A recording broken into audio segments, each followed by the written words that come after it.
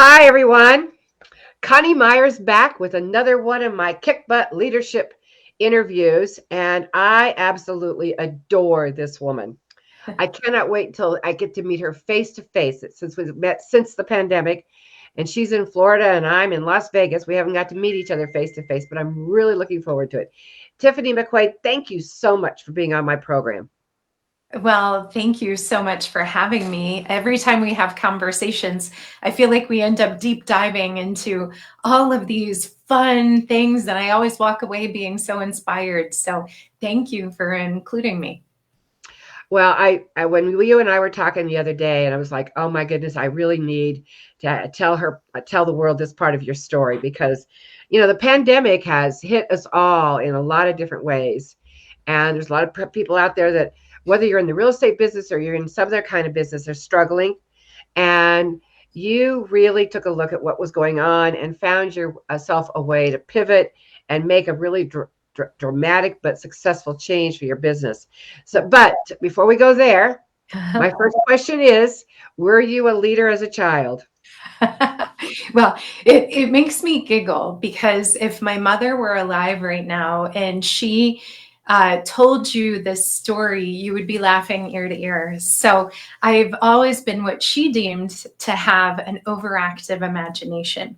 So always creating, always doing things. I challenged her, as we would say in our office, to the nth degree, not the nth degree, but I would do growing up, I would do a yard sale while she was at work and sell off all of her stuff, like her business suits that I didn't particularly like, and her oh, she had these clocks that were collectibles. And I sold those off for a quarter each. Needless to say, I was grounded for life more times than I care to fill you in on.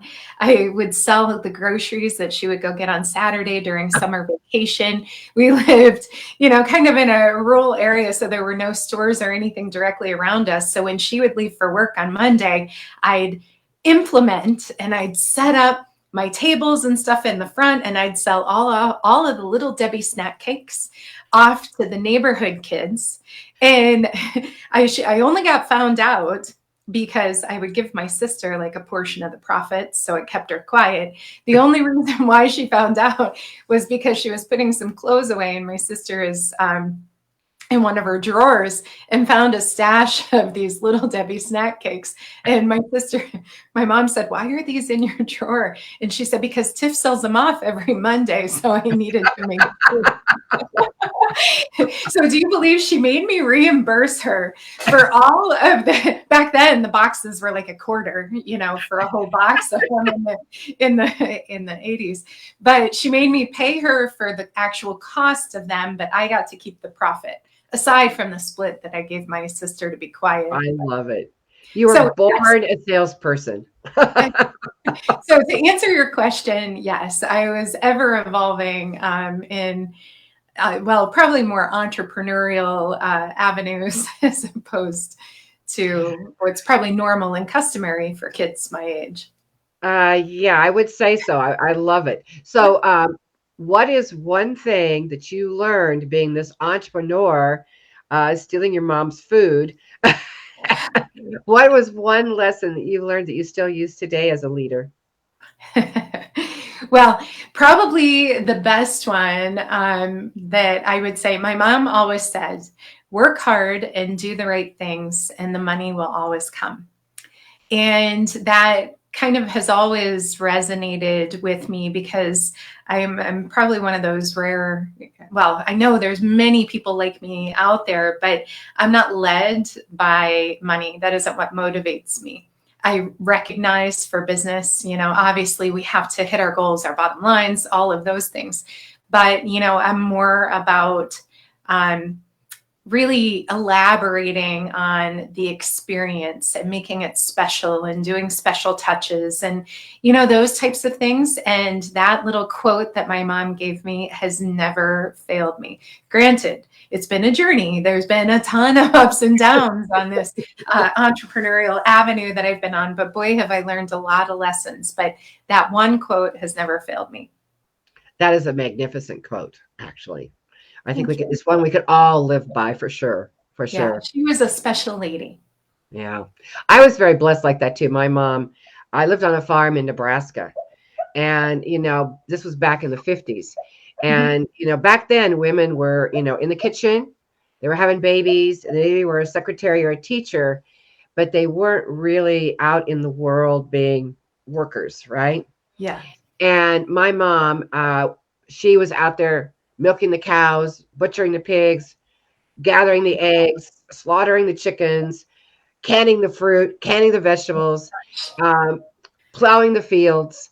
Yeah. And then she would come in and she was a wonderful baker and a wonderful cook. And the Mhm. house was always spotless. You could have eaten off the floors. Right. And she had a full-time job. Yeah. So she did not have to open her mouth. She showed me by example Yeah. that I could do anything that I want to do. Yeah. And, those are very special ladies that teach us those valuable lessons for Yeah. sure. Yeah. So tell me a little bit. So I'm talking a lot about resiliency because, Yes. and actually NAR this year, their focus is on sustainability, Oh, resiliency, and good. safety. Good. Yes. And so resiliency in the emergency world is about how to build back better. And they talk about resiliency of infrastructure or a community or whatever. And it's really Mhm. about how you can mitigate to build back better. And Right. I want to equate that to your business. Oh, Tell thank you. me a little bit about your business before the pandemic. Sure. Well, I think much like everyone, we had kind of a good start to. So prior to the pandemic, the start of the year for us is what we call our season here in Florida. So from January to Easter, whenever Easter may fall, that's when we have all the snowbirds. So we've got an abundance of people. And the start of pandemic year, we were off to an amazing start because it was our busy time, and we were coming off of a really good year, as well. So it was very hard to go into lockdowns, so to speak, in our prime time when you know that this is not just us in the real estate industry, but all the businesses in our area. That's where they make their money is in season. And much like many places like that during the summer up north and what have you. So it became abundantly clear as time was going on, that we were going to have to really get creative, and start thinking of not just about us and our future, but about those around us, our neighbors, other businesses that we love to support and be a part of. So kind of sat back and re-strategized. So, okay, how can we not just help our neighbors in real estate, and the communities and things that we serve, but how can we help our fellow businesses? What do we have to offer that we can help promote them and encourage hand in hand sales and things? So we did a plethora of campaigns for restaurants and aligning with them. And, I was doing regular deliveries to all my clients. To their doorstep that I called kind of surprise and delight days, would have pizzas delivered, whatever. And I was rotating through my customers. So twice a week, I'd have deliveries sent out to my customers to not only support the restaurants, but to, give them something to kind of look forward to. The other kind of avenue and arena that we looked at, and that also covered in social media as well. So we really stepped up with that through social. The other avenue was sitting back and saying, okay, for my company, marketing is really what we're known for.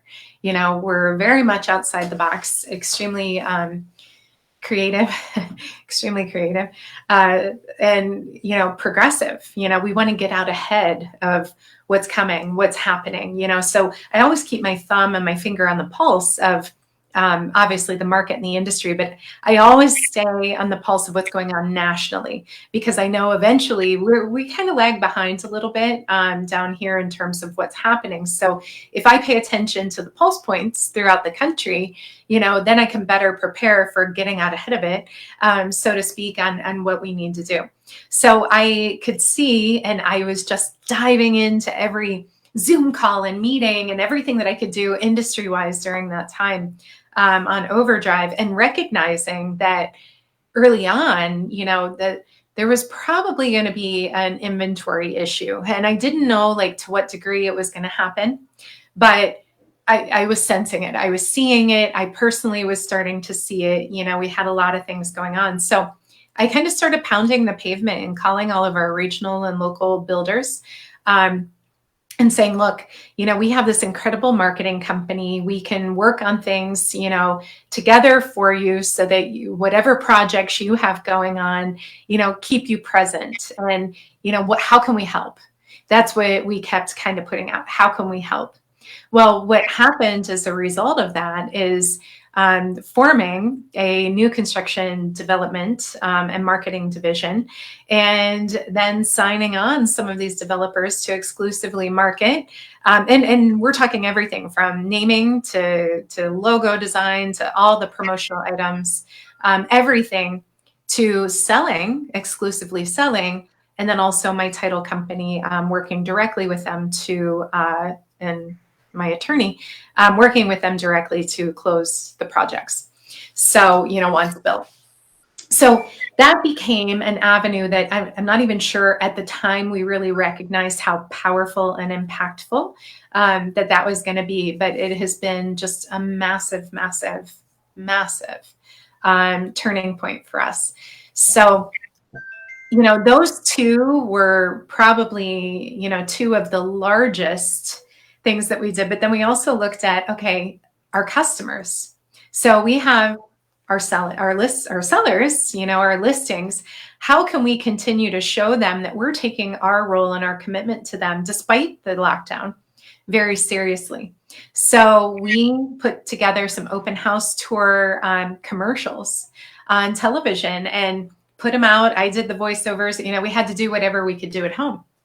So my creative team kind of put together a standardized format. I did all the voiceovers, used my radio background from years ago, and sent those over. They then turned them into, these magical pieces. And then we started running them all over our cable networks here. Just, to really keep that presence there, and give a little bit of hope, that knowing once we come out of this, hey, there's possibilities out there and we're ready for you. So we did that. And then we also, our main customer, our realtors, we wanted them to really be highlighted and get people to understand their uniqueness and what they have to offer, and create a customer connection again on the other side of the television. So we also put together spots for our realtors that we started putting out, and it just kind of allowing that one-on-one opportunity with whoever was watching to perhaps resonate with one of our team members, and pick up the phone and call them at some point. And it's been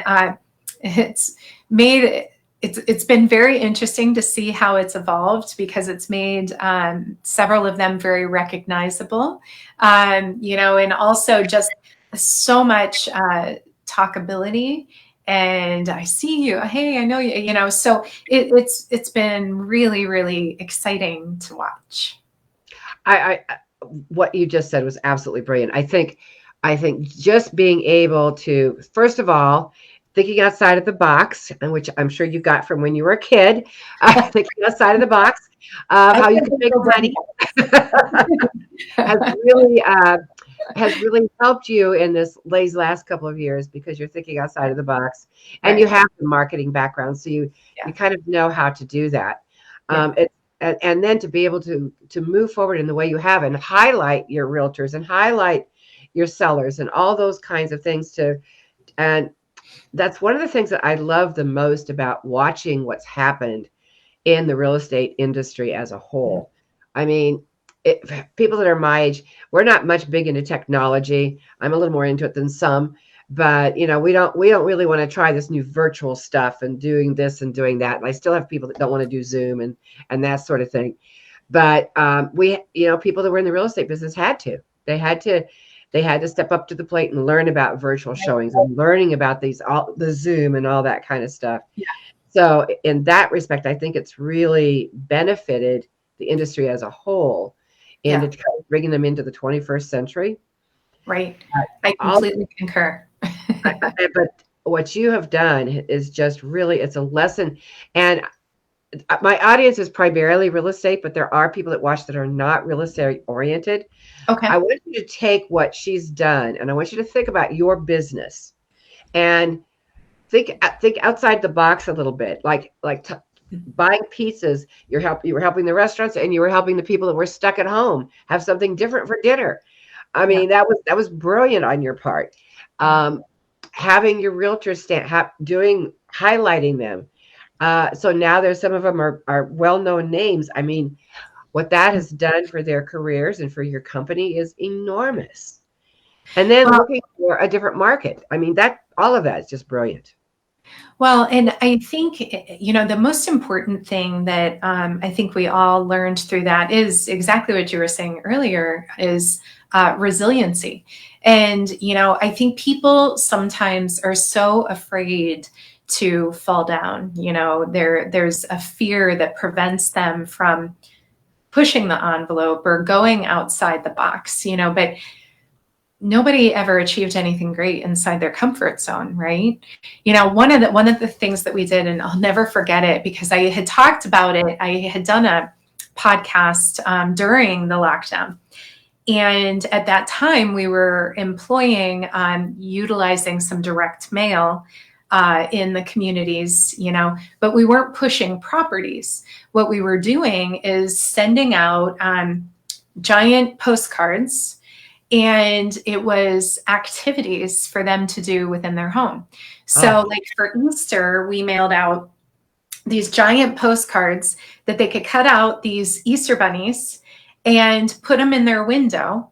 And it allowed people to go around with their kids and spot and count how many rabbits they found in the windows. So it gave like a family oriented outdoor activity. Some of them were like word search puzzles about their community. We did tons of activities like that, tons. And then they would text us. We would have them take a photo of like, if it was a word puzzle or whatever, take a photo and text it to me. And then we would take and drop off little prizes to all their doors. oh, And like even, the rabbits, they would text however many they counted.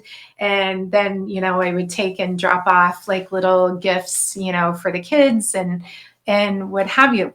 So what ended up happening there that I think people meaning realtors really need to think about going forward as a result of that is, the holy grail of marketing is that you're creating this top of mind awareness and recognition. So they think of you first. That's it, right? That's what you're going after.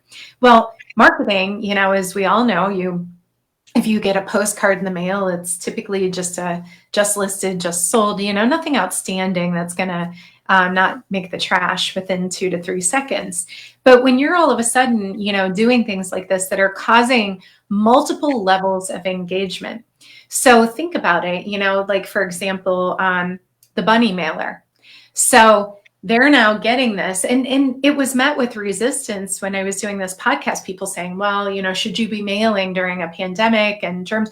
Well, at that point, there was risk everywhere. I was still getting mail from places. So I thought, you know what? This is a feel good on the other end. I'm not pushing property here. Yeah, it just so happens, that our team sells property. But the main goal of that, our hearts were in the best place that we're putting out something. So just think about the very kind of process. So you're getting it, you're reading it, then you're actually physically cutting out that rabbit, then you're putting it in the window. so that, kids can enjoy it. And then we asked them to move it to various different windows, like every week, so it was like a 3-week, keep it up for Uh-huh. 3 weeks. And I mean, to just drive through the neighborhood. So now they're hanging it, and then the next week they're moving it, and of course, what are they thinking? Who are they thinking of? They've gone Absolutely. through this process. So now you've got all these families and people. I mean, it wasn't just families. I had, individual elderly owner, all age ranges, going around and counting. So now they're going through that process. They're counting. Now they're sending, via text, they're sending however many they found. So I'm engaging, saying, thank you so much. It's, I was putting some crazy little, like somebody, I don't know, so some cute little taglines that I know made them smile on the other end. So there was some engagement that happened there. Then I would go leave a little surprise at their door. So then they're reaching out, thanking you, so you're having these multiple recalls of you, Absolutely. it's not just about, I think, the industry going forward. It's not just about just listed, just sold, how much volume you've done. It's not about that. Now it's got to be about going that extra mile, going that extra step, showing that you truly care, making a connection in multiple avenues, not just one, not just one. Just because you put a social media post up, and maybe you post every day, like I do. I'm very regimented. For the most part, I post every day, pretty much. But, it's not just about that. It has to cross over varying platforms. It has to touch their heart. It has to register in their mind. And in the perfect world, they're connecting with authenticity. They feel your authenticity. They don't feel that you're trying to just get their money or get their listing or, what have you, a one and done, I'm going to sell you a property and then you're never going to hear from me again. It's about making that true connection authentically, purely, and with the best of intention. I have to tell you, well, that was brilliant, number one, but you actually just described kind of what happened to me. Really? So I had written a little 3-hour course for the California Association of Realtors on disasters, and Mm-hmm. I presented it in October at their big convention. I did a live training, and then I also presented to their Professional Development Education Committee. And I had a panel there of a FEMA director, the head of the CERT program for LA County, the gentleman who was the association executive in Santa Barbara when they had the fires and the mudslides, and another woman that went through the Malibu fires. And I'm sitting and I'm moderating this panel, and I'm realizing that there's so much more that needs to be said that a real estate agent could take to their community and truly make a difference. Yes. So that was in October, and by January, I had written out an outline for a 4-course certification.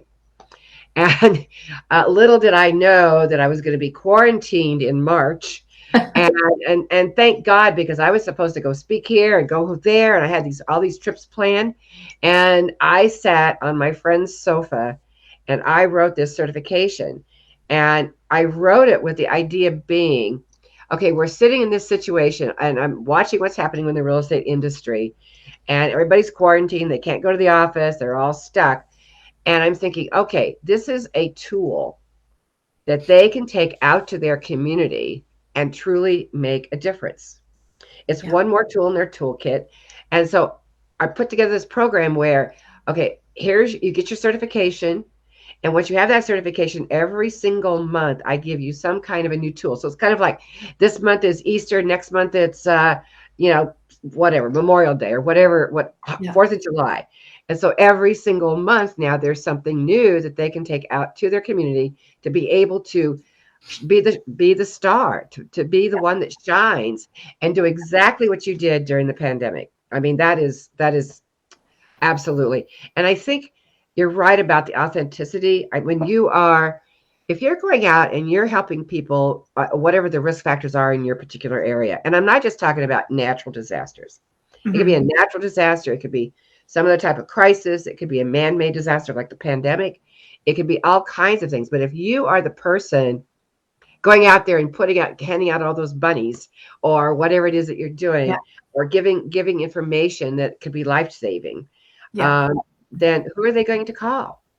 They're Right. going to call you Right. because you're authentic and you're doing something to give back to the community. I think what you did was just absolutely brilliant. Absolutely brilliant. Thank you. Thank Yeah. you. And, the reality is, and the reality is you're never going to win all the business, Yeah. but whatever business you're gifted with, to me, it's truly a blessing, number one, that you're getting it. And I think sometimes people forget that, they get so lost in status quo that they forget that, this is a family selling because they're going through a divorce, or, here's someone having a new baby and needs more space. I see that so often in the industry that people, they get it, they see, they go into the listing appointment, they hear what's happening, but they tend to forget that, through the process, the human element to it, and how can they delight them through the process, how can they surprise them through the process. And going back to what you were saying about what you're doing, and that's really, when we've talked previously, I really, really respect and admire that. And I think probably great minds think alike in terms of, that little diversification there. So I love it. Great job.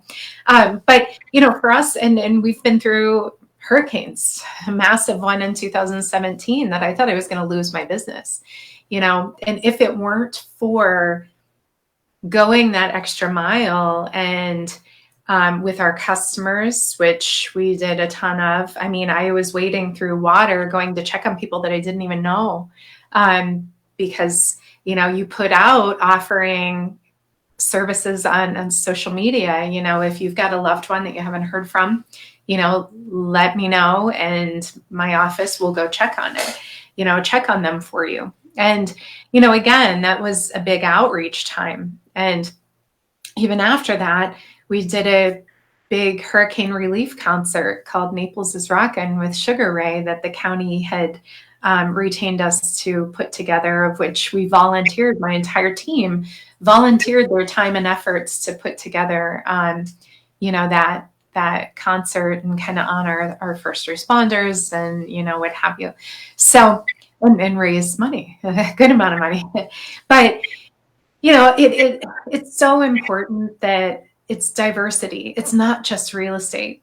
It's not just the tangible asset that you're being gifted to sell or work with someone to buy. That it isn't just that. And I think we're all seeing that. And we saw that during coming out of the lockdown. What happened? People then, okay, inventory slimming.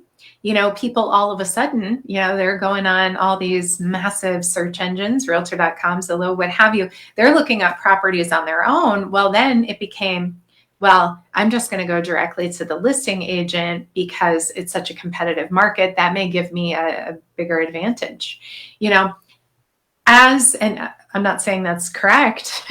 We all know it's not, but, there are those out there that their value is not as predominant or as proven, and I think going forward in the industry, as we see compression of transaction, we're seeing ease of information direct to the consumer. Where's your value? Right. Where is your value? You have to pinpoint it now, come up with the 5 best things. Your 5, as I always call them, shiny pennies, your 5 best shiny pennies that you have to offer a customer on the other end. And you just really target those and really put that out there so that people understand working with you. This is why, this is why you should work with me. I bring this to the table. I'm going to protect you, or no matter whatever the case may be, figure those things out and then make that your mission. I'm both the listing side, you do listing appointments. Now you're going to have to start doing buyer appointments too. You're going to have a buyer presentation, much like you have for a listing presentation, ready to go. Because why should they, where's your value? What Absolutely. are you going to bring to that buyer for them to work with you? And potentially, there's a lot of variables there for them right now that they're all questioning, and we're all seeing it, so without that value figured out, this industry, I believe is going to be hard pressed going forward. There's going to be a lot of people scrambling to make a good living, and you see it. The cream rises to the crop, or Absolutely. to the top. To the top. Yeah. Not to the crop, to the top. Maybe whatever. I think one of the things that you mentioned was, and I talk a lot about this in my training, is that when something does happen, it doesn't necessarily have to be a pandemic. It doesn't necessarily have to be a hurricane, but cities and towns and communities and businesses go through things.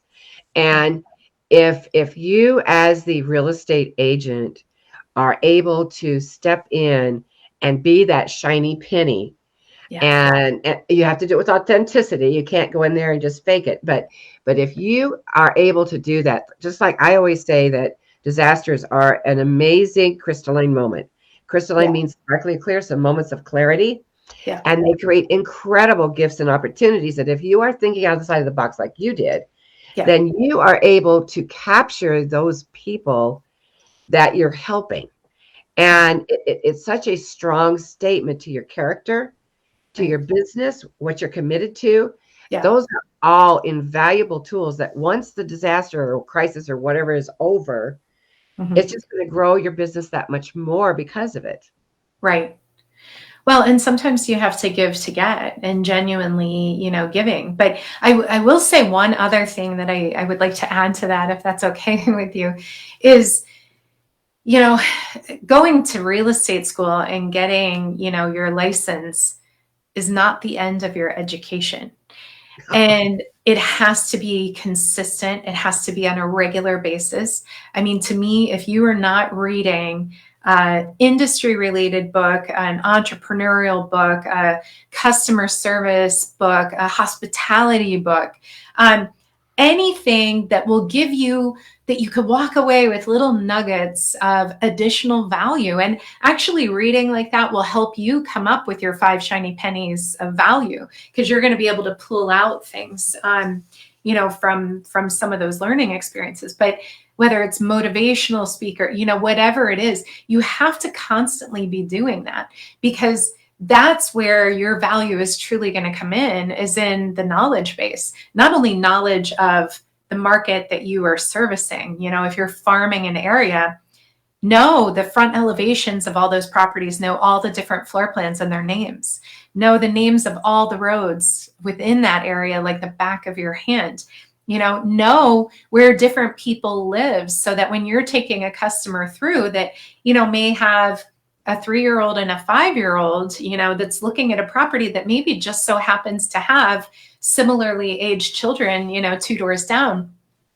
Those are parts of the value added components that most people don't think of, most realtors don't think of. And that to me is a huge service. And I will say one other thing. This is my other little pet peeve.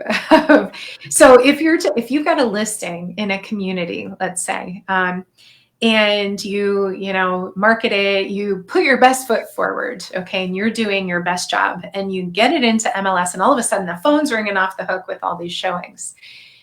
Please, please, please remember, your value to your seller is to think of anything and everything when you're putting that home on the market, because your job is to get them the highest price possible and the best terms possible for their life and what they're desiring, right? Mm-hmm. So one of the things that I see people make all the time that to me is an immediate depletion of value, it's a perception of value, is if you're showing the property and scheduling showings on trash days.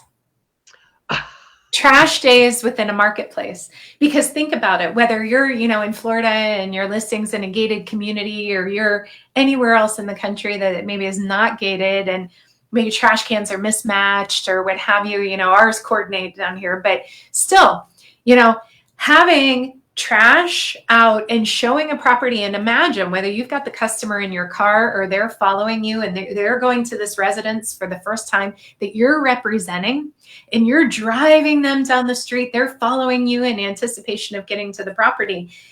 It's perception of value. They may not even realize it at the time, but if they're passing by a house and the trash cans have been tipped over because the trash got picked up, or maybe it hadn't, and there's 10 bags and there's a sofa that somebody had put to the curb that day.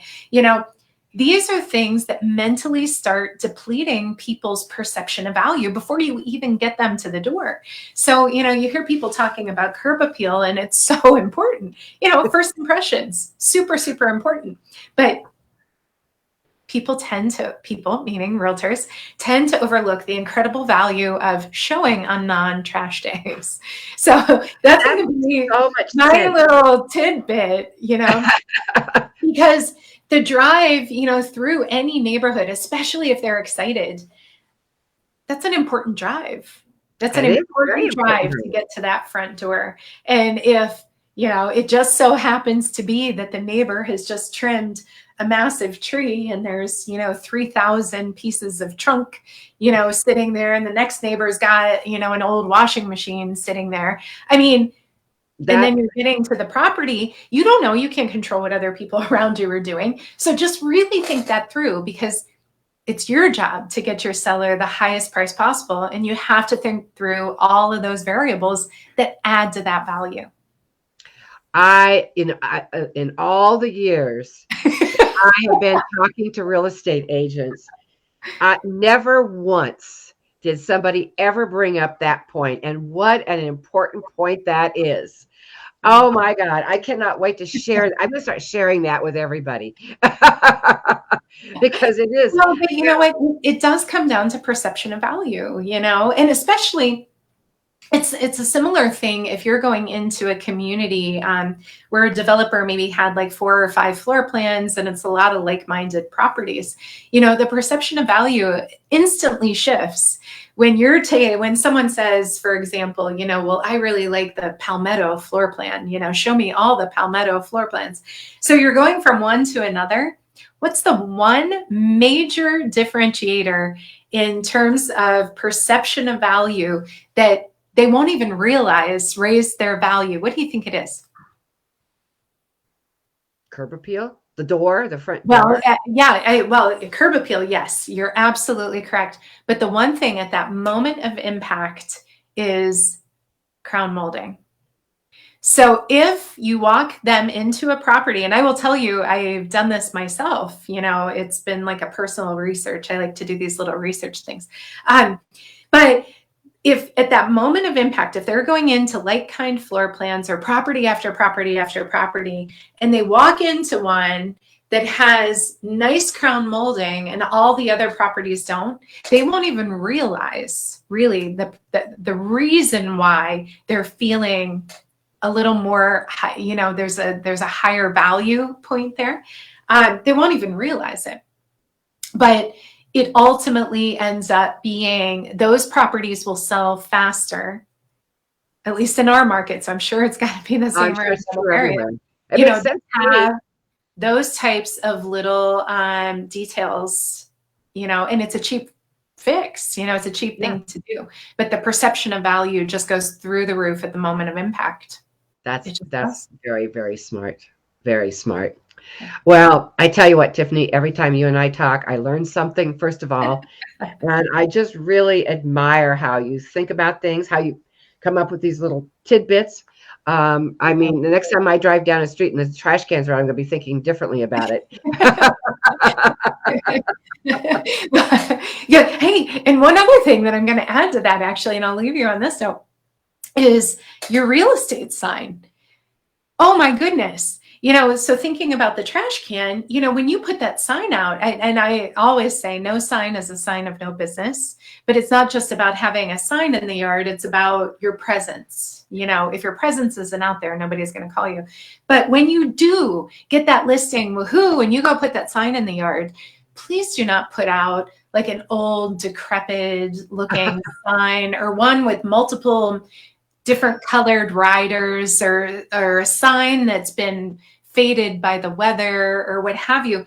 Take pride in your sign. Go polish it. I drive by, for 20 years, I've been selling in the same community that I live in and have been blessed to have market share for all 20 years in that community.